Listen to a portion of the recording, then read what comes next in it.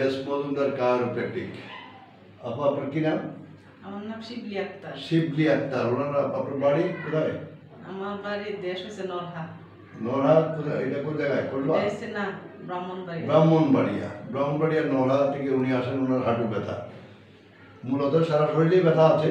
সেই শরীরের ব্যথাটা অন্য কারণে, সেটা হচ্ছে গ্যাস্ট্রিক এবং এই ওনার যে খাওয়া দাওয়ার সমস্যা এবং ওনার পা ফুলে যাওয়ার একটা অভ্যাস আছে। এটার জন্য আমরা বলেছি ওনাকে ডাল জাতীয় খাবার যেন না খায় এবং ওনার যাতে ওই কিনা বলে টক ঝাল দুধ এই তিনটা জিনিস যেন না খায়।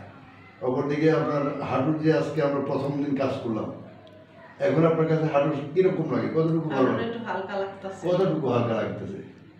প্রায় হালকা লাগতেছে। প্রায় বলতে 100-র মধ্যে বলেন। 100-র মধ্যে ধরেন 50-ই হালকা 50-ই হালকা লাগতেছে। আচ্ছা, হাঁটু নিয়ে যখন রুগীরা প্রথম আসে এবং একেবারেই ব্লক করে বা সরে না যায়, হাঁটুটা এদিকে একেবারে সরে না যায়, তো তখন যখন আসে তখন রুগীদের আমরা অনেক সুবিধা দিতে পারি তাড়াতাড়ি। যেমন ওনাকে আমরা একদিন পর একদিন হয়তো আরেকটা বা দুটা সেশন কাজ করলে ওনার হাঁটু একেবারে ঠিক হয়ে যাবে। আজকে আমরা ওনাকে নিচে বসতে দিয়েছি। এই সাহসটুকু তো আমরা পাইছি নাকি? জি। নিচে এই ধরে একটু বসেন তো, একটু ধরে একটু বসেন তো। হ্যাঁ বসেন, একেবারে নিচে বসেন। হ্যাঁ বসেন। হ্যাঁ